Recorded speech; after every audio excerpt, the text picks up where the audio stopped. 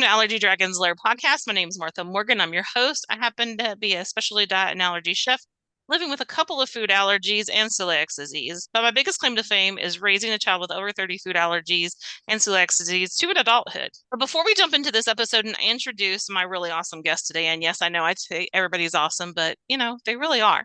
Let's do our quick disclaimer. And I have to read it because I always mess it up. The views expressed here on our show are our personal opinions and our guests' life experiences. So yes, I'm reading it and I still mess it up. We are not healthcare providers or doctors. However, some of my guests are. Please seek advice from your healthcare professional for any diagnoses or changes to your healthcare plans. Thank you. End of disclaimer. So without further ado, I get to actually introduce my awesome guest today. So I have Tina Dominguez here today. She's a physician's assistant with Latitude Care. So Tina, I would love you to introduce yourself and describe what your role is with Latitude Food Allergy and what you're doing there and all that cool stuff. A lot of awesome stuff, to be honest with you. It's my passion. I don't personally have food allergies. I kind of dove into the world of allergy for a variety of other reasons, but Latitude is one of the I guess you could say gifts that have come out of the research. So I am a physician assistant, and quickly out of PA school, I really just decided I wanted to work in allergy, and it was selfishly because I had horrible allergies. When I would be outside, I was that typical person that I was so itchy, I was so sneezy, I couldn't lay or play in grass because I just would get hives everywhere. And I wanted to be able to help people and do more. Started working in a private practice, and as a physician assistant, you're part of a team. So I can prescribe, I can treat, I can diagnose, and you can come up with all these great, amazing treatment plans for patients. And what I was realizing with food allergies, it was like, here's a prescription for your EpiPen. Here's how to read a label. Good luck. Come and see me again later. And that was it. And it didn't sit well with me because with my pollen allergies, I was able to do something about it. And I was able to give people some help and some relief with it. And I started, really kind of looking at it and going, I'm in the Bay Area. I'm right, I was a Stanford student at the time, or for PA school. There had to be something going on or some type of research, and started poking around and started talking to a few friends of mine that were physicians. And one of them said, I actually met this really cool doctor at Stanford who is doing a bunch of food allergy stuff. Let me connect you with her. And I connected with Dr. Kari Nadeau and really just kind of said, I am very passionate about food allergies. I'd be totally interested in working research. If you ever had any opportunities, here's my information. And lo and behold, a couple of weeks later, she called me and said, we are building some clinical trials. I would love to have you on the team. You're passionate about doing this. You might actually have a master's degree all based in research. So it was kind of perfect. And her thing was, this is research. It's funded by some private, some institution funding. I don't know how long I can hire you, how long this is going to go, what's going to be the outcome. And I took a chance. Ended up being at the research center for quite some time.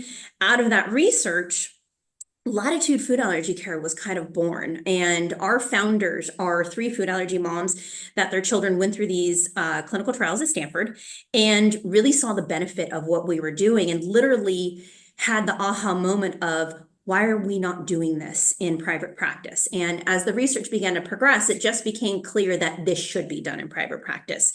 So I, while still working at the research center, had started doing consulting and helping other allergy doctors learn how to do OIT, and then kind of full circle came back to Latitude. So I'm here today working with a bunch of amazing physicians, and I mean, even down to like every level of our staff. I can honestly say that every single person in this company enjoys what we do and loves what we do.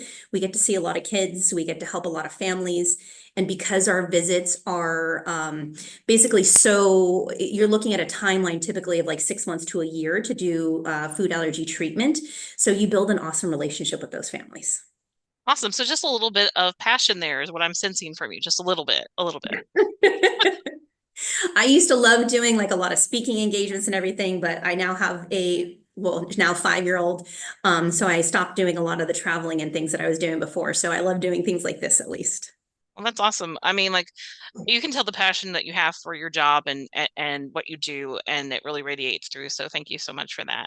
And yeah, 5 year olds, yeah, yeah, I've been there, done. I got the t-shirt, so I don't I'm want to go going on back. 25 is what it is too. So Woo, no. But yeah, good luck with that. Yeah, that's always fun. A thank you. challenge in itself, being a working mom on top of it. It's a whole nother level. So I know that this is actually, and I'll probably put it in post-op, talk more about it, where I've already both Latitude and a couple of other people that we've had on here.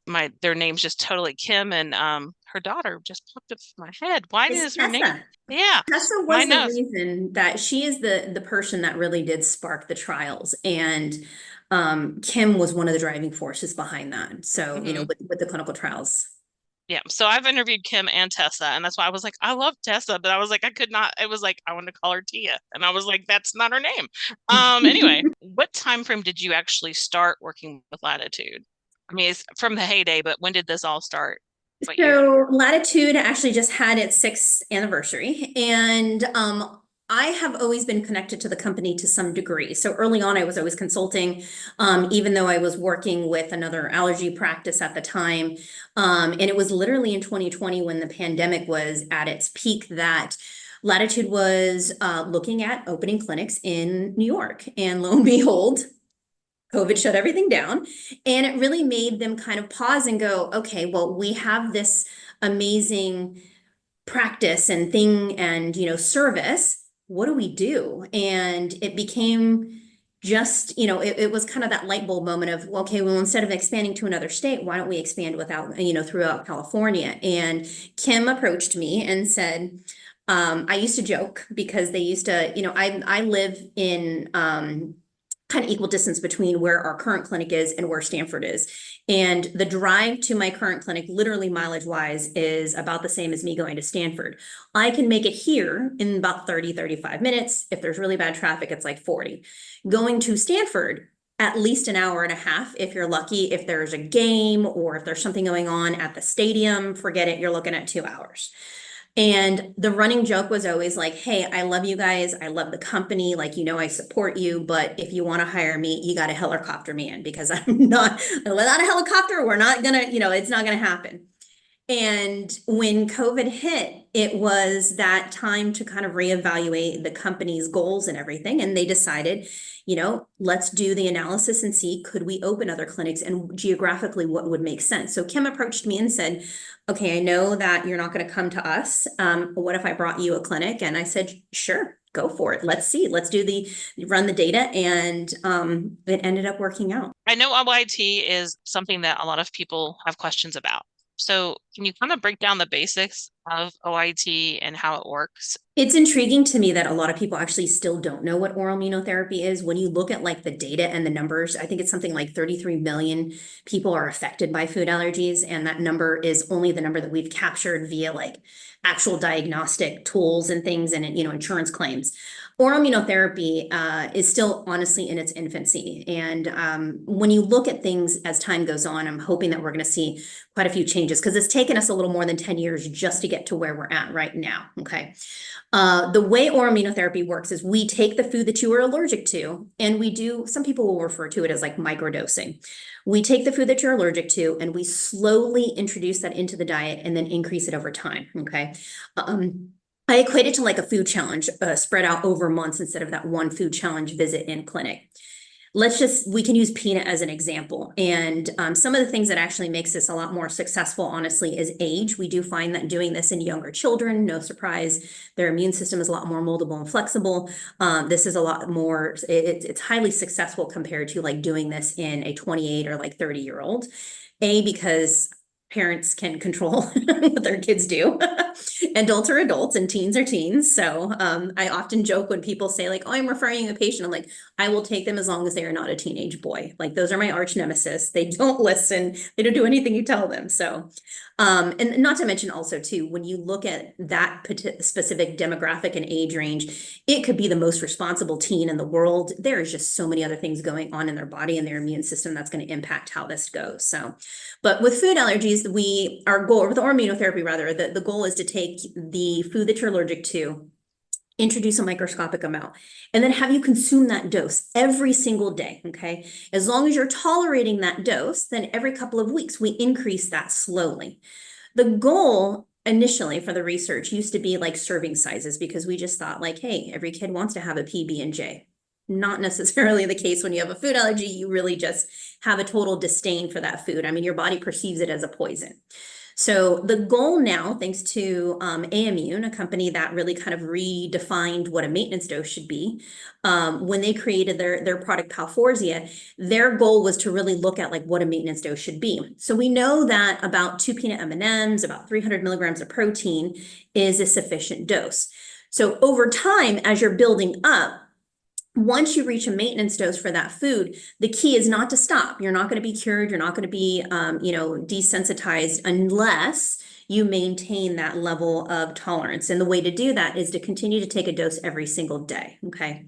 When you're dosing every single day, a lot of people are very sensitive to have they had food in their belly. Exercise restrictions are in place typically. We don't want someone taking a hot bath or a hot shower after they take their dose.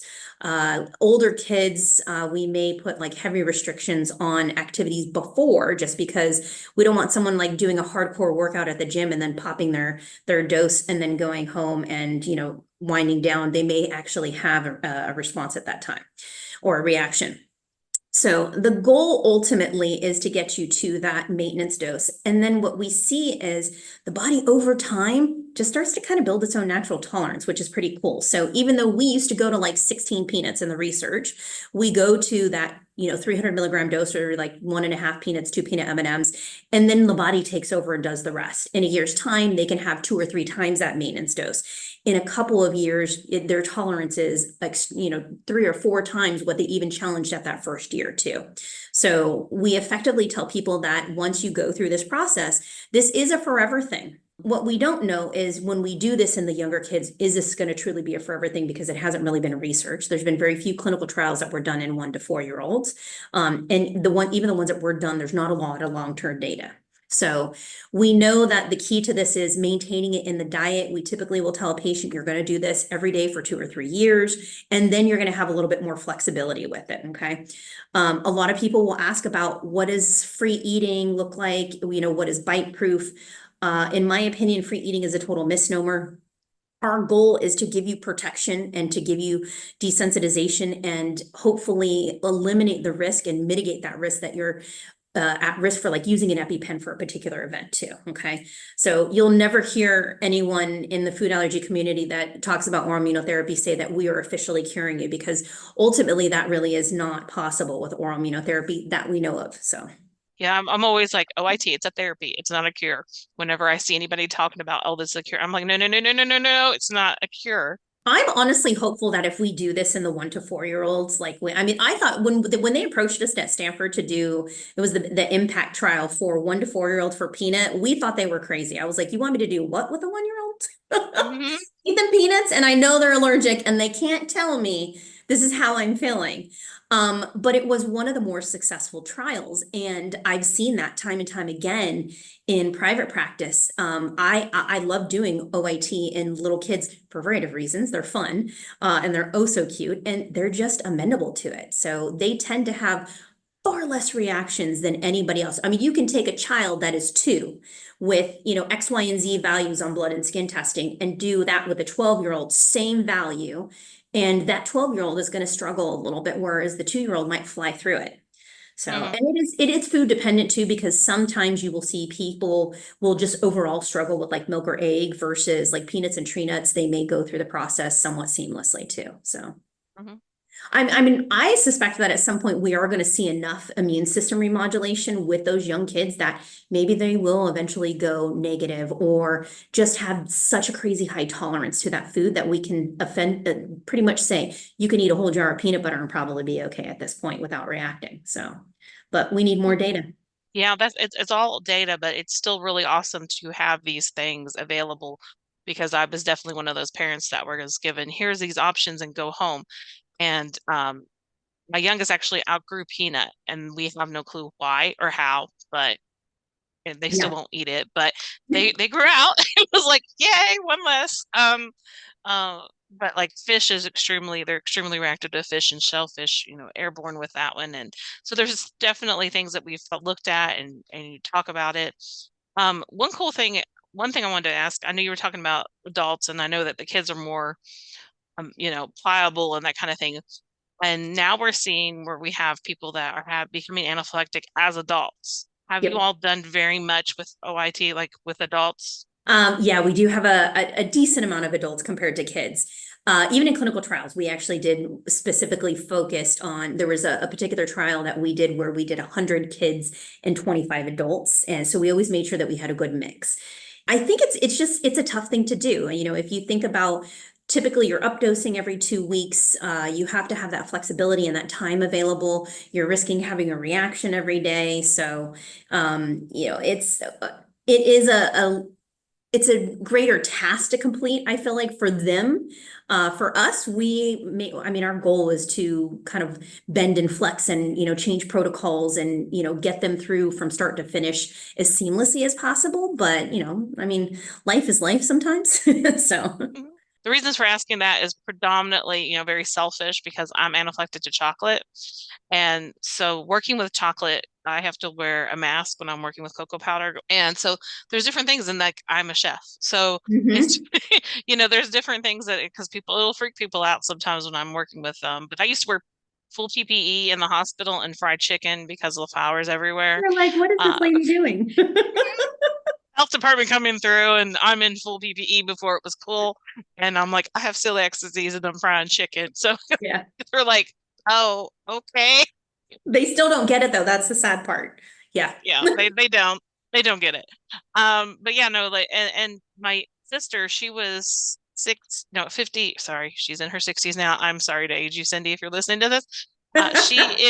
She was 56 when she became anaphylactic to peanuts and had ate peanuts all her life. It's like the heck. So, that's interesting to me, I've had a because I few was a month. patients in their 60s over the last few years, not here at Latitude, but I actually, and even in the clinical trials, we saw some that were like on the older side. And you just have to be highly motivated to do it. Mhm. And everyone has their own personal reasons for doing it. So, But it's still very daunting. And I mean, even as a parent with a child, and we ended up not being a candidate for it. We have EOE issues and different things oh, like that. yeah. Yeah, so like, I mean, I'm hopeful that like maybe, because Vesper, when I had talked to Kim and Tessa before, even with Vesper and we both, they're starting to get more interested in it. Things are starting to get a little bit better. We're noticing some reactions are starting to not be as bad. That's awesome. So it's hopeful to like maybe we can get to a point where we can become a candidate. I think that it's Yeah. almost possible at some point. We'll see. EOE itself is a tough one. We have seen an increase in the diagnostic or diagnosis for it, and I do think part of that is we are focusing on it a lot more because of all the food allergy research. There's not a lot of information and trials that are done in EOE. They're starting to, but Yeah, I know. And EOE itself is kind of really new itself. It's just the Yep. whole process, whole aspect of it. Some people understand it. Some doctors are like, "Yeah, I know what you're talking about." Some are like, "What?"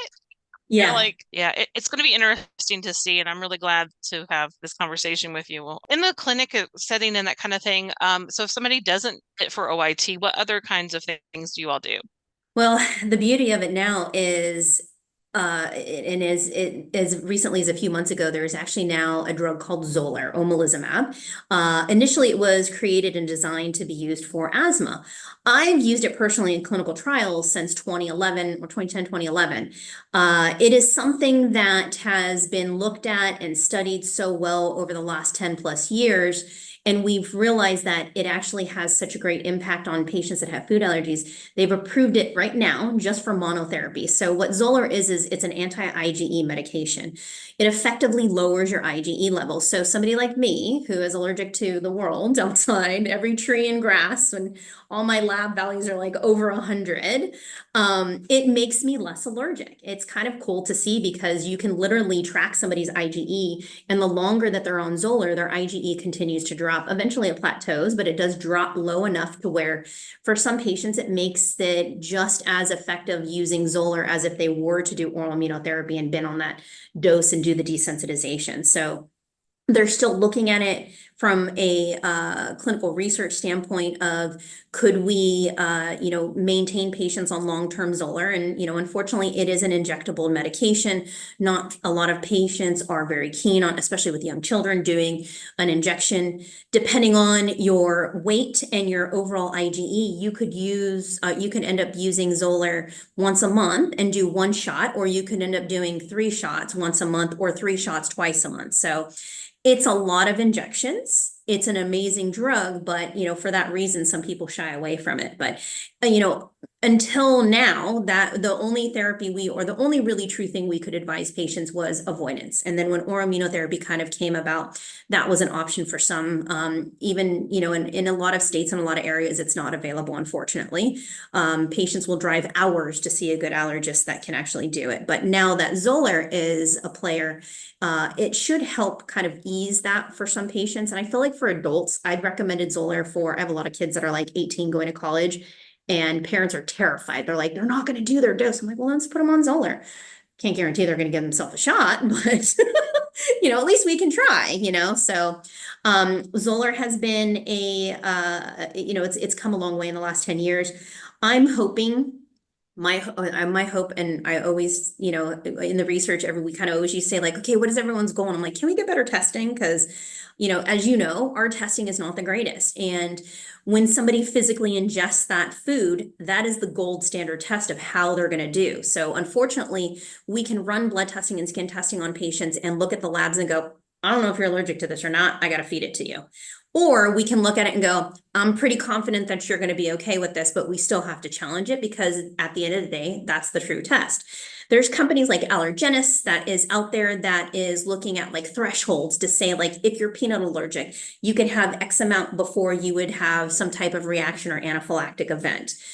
The problem with things like that is it's not available for every food. There's a lot of cofactors that play into like how people react to certain things. If you have a cough and a cold, menstruation can affect how you tolerate doses. If you have this perfect storm of events, that maybe that threshold drops a little bit. So, but the hope is, again, we'll get some better testing in the next few years, hopefully sometime in the next 5 or 10. I don't honestly know. I think it will be some time before we get the big answer of why do we have all these allergies?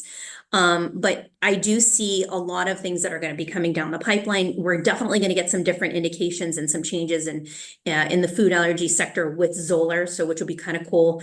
I think there's going to be some possible like oral immunotherapy protocols that are going to come out of it to give people other options. And then with any luck, this has been in the making for quite some time. Patients that have no interest in eating it or patients that have EOE, the patch. So DBV Technologies created ViaSkin, and I did all the clinical trials for it.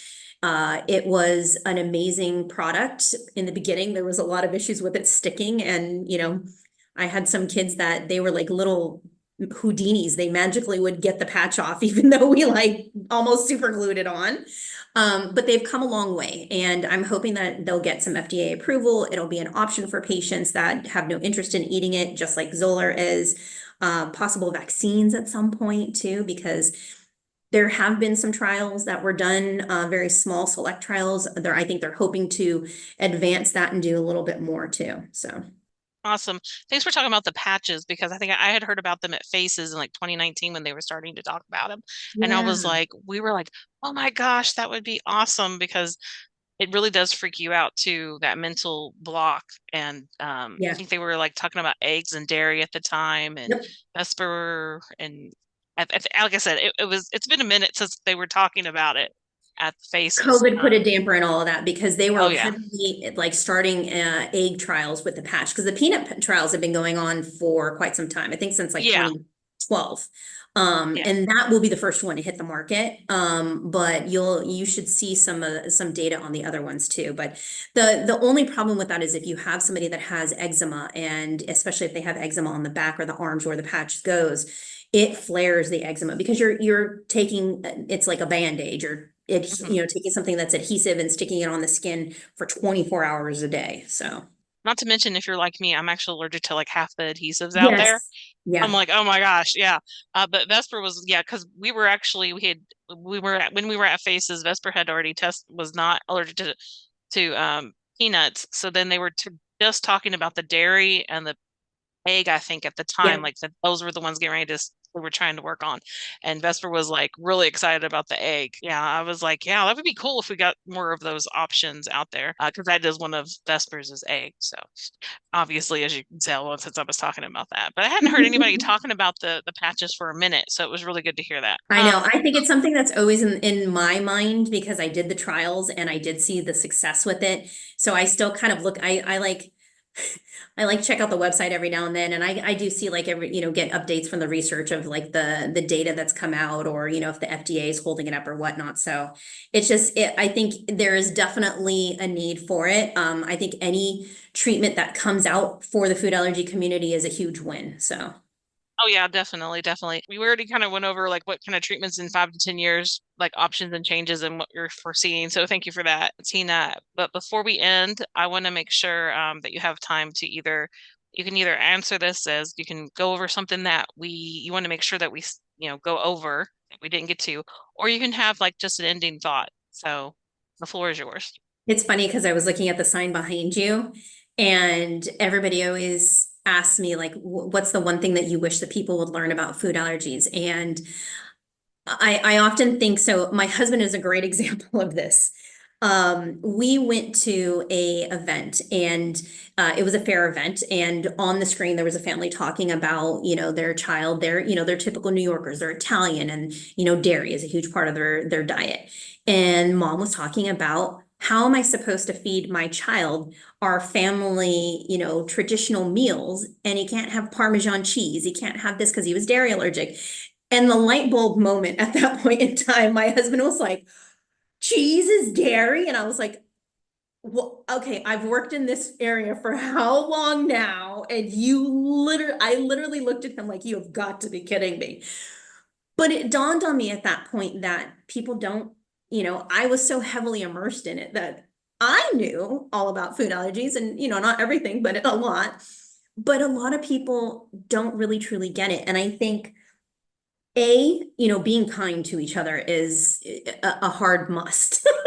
My daughter is amazing with this because I think she obviously is around everything I do, and it's such a part of my life. She is so cute. She will literally go to share a snack, but she'll ask the mom, can she have this, or is this okay? Or she'll ask people, are you allergic to anything? And she'll tell them, I'm allergic to grass, because she is. She goes, but I can have all the foods. But taking the time to learn about food allergies, if you have any relation, whether it's, a close or a distant contact with somebody, if you take the time to learn about the kids in your child's class that have food allergies, do a little bit of homework on it, because at the end of the day, the people that just say like, well, they just shouldn't eat it, they don't get it, and it's disheartening because you're children want to be a part of things. They want to be included in everything. And when you have a food allergy, it's really tough to do things like that. One thing I can say is my daughter's class is amazing with this, because they do the little birthday parties and things like that. And there's about 5 or 6 kids in her class. And every parent that offered to bring something without even anyone prompting said, I know there's food allergy kids. Would those parents tell me, like, this is what I'm thinking of bringing? Can I bring it? Can I not bring it? Do you have alternate suggestions? So, taking the time to learn about it, learning how to just read labels, learning what, especially even celiac. Celiac is a tough one because people don't understand that it's not a wheat allergy. It is a true like disease. Understanding food sensitivities for some is huge. So, just being a person that's going to be kind and learn about everybody and everything around you that impacts your life, so that way you can have a positive impact on them.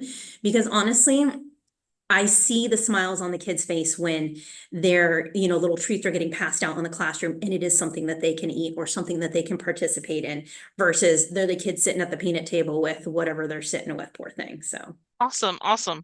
Yeah, I would rather have raised children now with food allergies than 20 years ago. Just throwing it out there.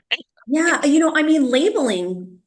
Everybody now is so used to the whole like may contain or process in a facility. And I remember when that law came into place because we literally had a team that would verify products that we used in the research center. And we had to get, like, we call it was our certificate of analysis. It had to be produced in a facility free of X, Y, and Z. It had to be A, B, and C. Like the boxes all had to be checked. And then all of a sudden the labeling law came out and everything that we were using had to be re-vetted because it all said may contain or process in a facility. And then you got companies that were being very sly about it and just putting it on there, even though it wasn't. And it was a whole cover Mhm. your butt statement. So it made it very difficult. And I mean, now I'm very thankful that those labels are there if they're even cover your butt statements. But it's something that people really need to kind of stop and think about, and just teaching somebody how to read a food allergy label sometimes is eye-opening because people just don't understand that ingredient list, why it's listed the way it is, all, the nutritional information on it too. So. Oh yeah, yeah. That's my first thing I tell people is like, if you want to learn how to live like somebody that has a food allergy, flip over your contents and see what you're eating. And which I don't understand why people don't want to read labels. That's If beside you the can't point. pronounce it. You can't pronounce it, probably shouldn't. And like I'd be like, you'd be really surprised how much soy you're eating whenever I get told, oh, I don't do tofu, or what's the big deal with soy? I'm like, dude, it's like in everything. Like flip the label over. Uh, Honestly, not even aside from food allergy, soy is something like I have a thyroid problem. And when I consume large amounts of soy, my numbers go wonky. So, it's just learning what you're putting in your body and how it affects you for anybody is, yeah, I think it's important. A just a little bit, just a little bit. And little then bit. yeah, the labeling laws, it's people don't realize it didn't even get passed until 2004 for the FDA. And then like, Yep. it was like and that was like 2002, 2003 is when I got introduced into the food allergy world. It was Yeah. like, and we had Yeah. dial up, we didn't have Google. And And that was about the time that you did see like that tenfold increase of kids that didn't have a food allergy to now we're seeing it. So I get the question that I get asked the most is the why. Why do we have this? Why was there such an influx? I don't have an honest answer. We used to ask, we used to give parents this crazy thick like questionnaire of like when you were pregnant, did you do A, B, and C? Did you barbecue? Did you propane? Did you grill with charcoal or wood? What kind of detergents did you use? Did you dishwash? Did you hand wash? Laundry soap? We were digging and we didn't see a whole lot of things. We know that eczema is clearly a precursor and a link to food allergies. We know that ultimately you have that trifecta and that triad where you could potentially develop asthma, but we just don't know the why. And my best educated guess is way back when we had companies that did one or two things. Coca-Cola was Coca-Cola, Nestle's was Nestle. Now you have companies that like are Coca-Cola and Nestle's that have their hand in I don't know how many different areas from medicine to food. So, it's interesting. Farmers are utilizing land differently. They're using more chemicals to turn it over. Our pollution is playing a huge role in all of it too. So when you look at this is the one thing that I think that we were most intrigued by at Stanford. We did see that the epigenetics for people, their building blocks of the DNA, were actually changing faster than when patients before were. So we know that you can take a child that grows up in the farmland versus the inner city, and that farmland kid may not have a food allergy and may not even have environmentals, but the inner city kid is likely to have those. So yeah, so many factors around it, and definitely not 100% answers yet. So we're going to go ahead and end this episode. Again, thank you so much, Tina, for taking the time to explain to us all about OIT and everything that you all are doing over at Latitude. It's really awesome. I can't wait to see more as the years go. awesome. Thank you for having me. It was my pleasure to do this. But again, it's something that I love and hope that people take the time to actually learn about too. Awesome. Thank you so much again. Okay, so for everyone that's listening, whatever platform you happen to be on, please make sure you share, like, all that good stuff. Comment below, and I'll have all the links below so you can check out more information about OIT, Latitude Food Allergies, and everything that's going on with them. And we will talk to y'all later. Bye. Have a good day, everybody.